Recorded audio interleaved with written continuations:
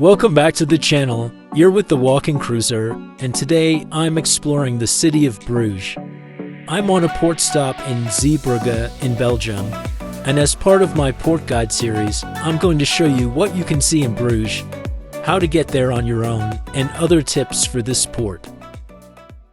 On exiting Zeebrugge Port, on the main road, find the KT tram system. The nearest stop is about a 10-minute walk. Take the tram 12 minutes, 5 stops to Blankenberge station, and from there take the main railway to Bruges. That train takes just 11 minutes.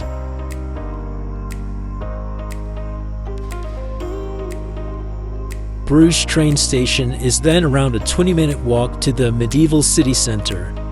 This is therefore a speedy and inexpensive way to explore Bruges on your own without getting an excursion. There are other cities in Belgium like Ghent or Brussels, which you can also access by train from here. Just be sure to check the return train times, as they are not super frequent, so that you don't risk getting back to the port on time. Bruges, or Brugge, as you might hear it called in Dutch, is located in the West Flanders region of Belgium near the coast. The city centre is recognized as a UNESCO World Heritage Site, and it's popular with tourists from all over year-round due to its pretty canals and medieval architecture. The historic city centre is easy to walk around, or you can join a canal boat tour and admire it from that perspective. Postcard-perfect scenes by the canals are around every corner, which is why it is one of my favorite cities.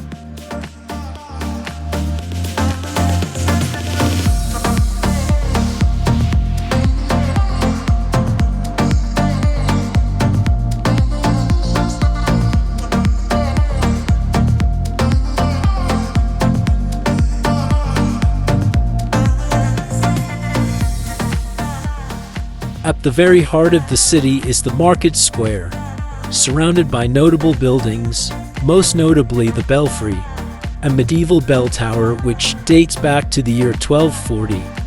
You can visit it and climb to the top for amazing views of the city and surroundings. The market square is a large open space. There's a weekly market selling food and flowers, but you'll have to time your visit to be on a Wednesday to see that. Horse-drawn carriage is another way to explore the city. It costs about €70 for a half-hour tour over the cobbled streets past many landmarks, and you don't need to book. If you think this scene looks familiar, you might have seen the 2008 film In Bruges, starring Colin Farrell. The Belfry, along with other spots in Bruges, was used during the filming. Also at Christmas time, there is a large Christmas market in this space. There are a lot of shopping opportunities, particularly for chocolates near the main square. Also, plenty of pubs serving Belgian beer, cafes and restaurants. Flemish or Dutch is the main language in this area, but French and English are widely spoken. So I mentioned the chocolate. Belgian chocolate is well known around the world, and here you will find many shops who are not just selling and displaying, but they are hand-making the chocolates on site. Some of the shops you can even watch the chocolatiers at work.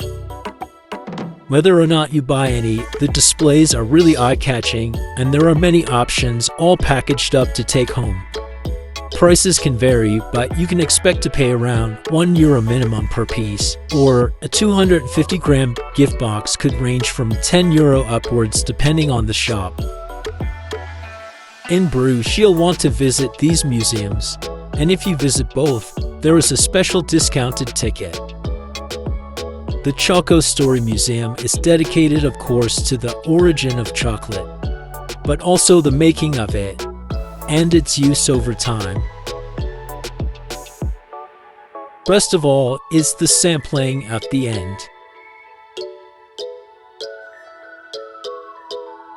Then nearby is the Friet Museum, or Friet Museum, for all the background of how the Belgian fry came to be. From the humble origins of the potato to worldwide dominance as a fry, this museum is really entertaining.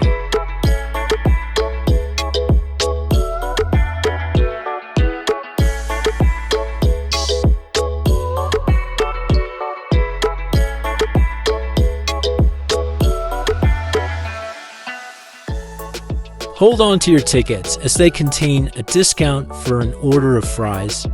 In the lower ground floor of the Friet Museum is a restaurant making Belgian fries in the traditional method,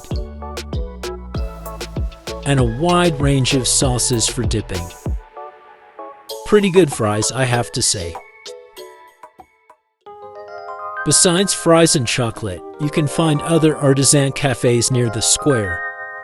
Here's one I recommend: Aux Merveilleux De Fred, and their specialty is the Merveilleux, which is a meringue, but specially adapted to make it lighter and fluffier. They are also baking other French specialties like pastries and brioche.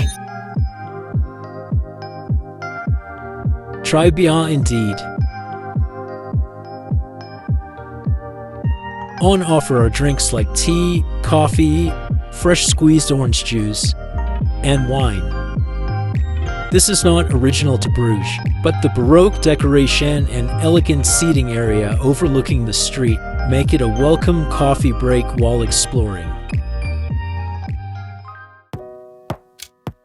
Back on the train now after a stunning day in Bruges. The same train back to Blankenberge. I recommend allowing time for a little stop over here to visit this seaside resort town. Blankenberge has an incredible stretch of sandy beach. You could bring your towels from this ship and have a standalone beach day. Just be aware this is the North Sea, so the water is chilly most of the year even if the weather is warm. There are quite a few beachside restaurants and cafes. Also, a long promenade with the Art Deco Belgian pier to the east and the marina to the west. You can actually see the port, it's very nearby, and most likely spy your cruise ship from here. Then you can head back to the station to pick up the tram, or if you are near the pier, there is a closer stop. And back to Zeebrugge for your onward cruise. Overall, this is a great port stop. We visited in the summer this time and found Bruges a lovely place to walk around and Blankenberge a great beach destination. We have also been in the winter time, and from late November to early January, the winter Christmas market is also a great atmosphere. Skip Blankenberge in the winter, it is truly a summer spot and not much is open during the winter months. Let me know in the comments if you have an upcoming stop in Zeebrugge. I hope you enjoyed this video. Please give it a like if you found it helpful. Be on the lookout for more port guides as part of my port guide series. We'll be looking at London, Barcelona, Miami, and Rome, just to name a few.